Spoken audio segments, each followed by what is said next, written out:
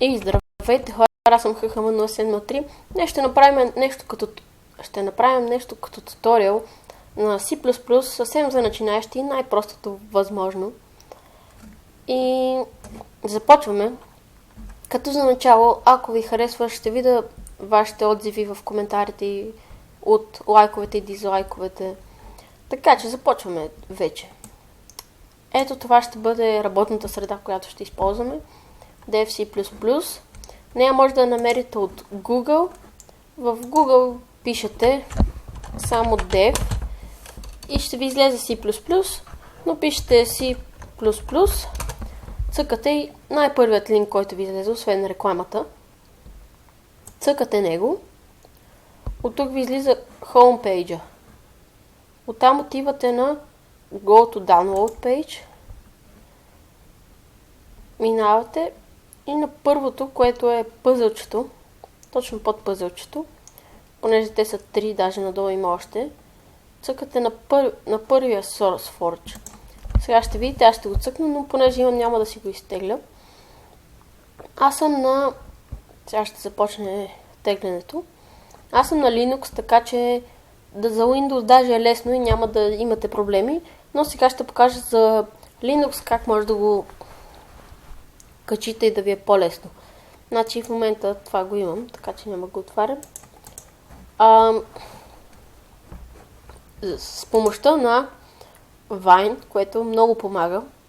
В случая тук ето, виждате от тук Bandicam си бях пуснал веднъж, но трудно се записва с него на Linux.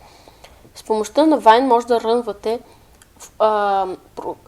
файлове с разширение exe и други. Това ви помага, ако сте на Linux, пък има някоя програма само за Windows и можете чрез Wine да си я рънете на Linux. Така че за Wine потърсете от някъде другаде как се сваля, но ако сте на Ubuntu, Kubuntu, всичко, отивате в маркета, откъдето си изтегляте, мисля, че го има Wine, като да го напишете и да ви излезе, но сега няма да се откланяме по темата. Друго, аз съм пробвал и с CodeBlocks, също е много удобна програма, но там малко по-проста е, но има по-трудно да се започне. Първоначалните настройки са много трудни. И така, след като сте го изтеглили вече, влизате, отваряте файла и отивате от тук на файл, New, Source File. Или от New, и тук също цъкате Source File. Абсолютно едно и също е. Значи, като за начало, сега за да не се бавя да не ги пиша, виждате, малко да отворя това. Ето, отворих го, да. Понеже много малко. И сега виждате, значи като за начало, тук това е, как да ви обясня, библиотеката, която се използва. И за най-простите неща, библиотеката е YoStream. Така че, това е после int main, отваряте, затваряте скоби и после една фигурална скоба отваряте. Int идва от integer, което са цели числа. Ама за сега всичко това го приемайте като просто, че трябва да се пише. Впоследствие, ако продължа да правя уроци, ще ви обясня за какво служи. Using namespace std помага за синтаксиса и за... Да, за сега само за синтаксиса ще помага. И виждате, тук има скоби. Аз сега това ще го кодирам. Даже ще го кътна. Така. И тази фигурална скоба във всички езици. За всяка отворена скоба трябва да има затворена. Колкото отворен имате, толкова затворени трябва да имате. И сега кътваме и това, което е винаги края на програмата. Малко място, paste и винаги така завършва програмата. Трябва да запомните, че по принцип трябва да напишете един ред, който в момента не знам дали програмата няма да е прекалено просто, за да има нужда да го пишем, но все пак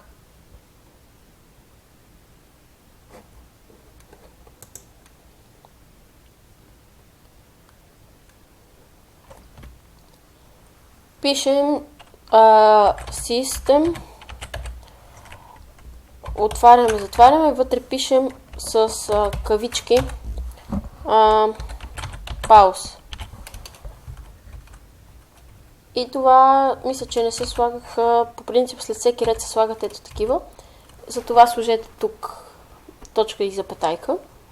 И това е, почти във всяка програма имате тези неща. Понякога са по-различен вид, но за сега така. И започваме да пишем най-простата ни програма. В програмирането винаги първата програма е Hello World. И започваме така. Пишем cout, същото, зависи как го четете. По-малко. После, понеже ще извеждаме текст, string или както искате го наричате, пишем две кавички и по средата пишем Hello World.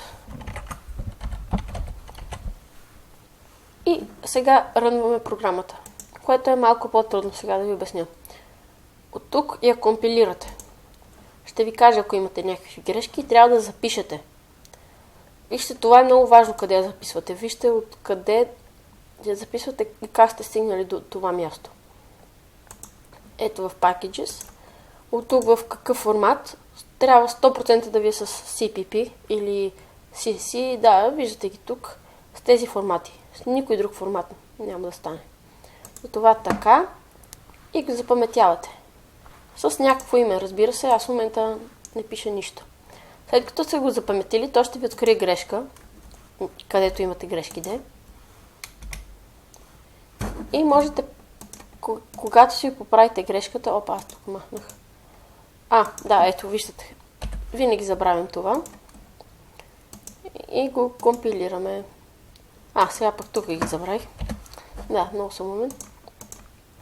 Компилирате го и когато нямате грешки, няма нищо да ви бъде отцветено в червено. Тук няма да имате нищо при компилирането. По принцип тук ви изписва грешката. И след компилирането ще ви излезе този прозорец. 0 грешки, 0 тревоги. Може би така, не знам как да го преведа. Да, тревоги. И затваряте. И сега тук идва по-трудното.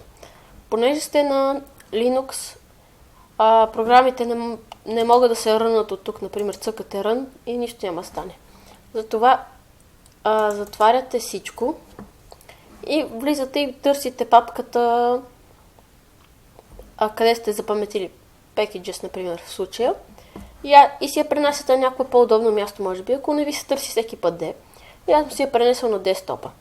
От тук отваряте папката и виждате, това ви е ето това, в случая това е предишна програма.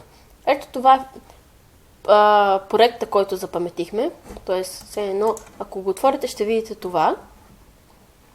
Ако ръннете това, то пак чрез Vine ще ви се рънне. Ето виждате сега. Изписва Hello World, обаче после изписва Press Any Key to Continue, което това си по дефолт всеки път го изписва. За да нямате такова слепване или нещо такова, например, вие можете да добавите тук Space и ще ви ги отдели. Но освен това, понеже така само ще ви ги отдели, можете да направите в случая отново по-малко End L от End Line. Може и да го пренесете по друг начин. Ето така.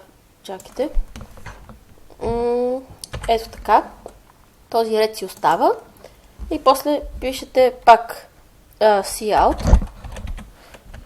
По-малко. Без кавички, защото това не е текст, ами е команда.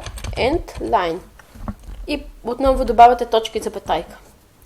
И виждате, сега трябва обаче пак да го компилираме. Казва, че нямаме грешки.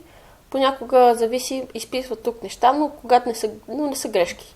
Най-малкото ще ви го отцвети в червено. И малко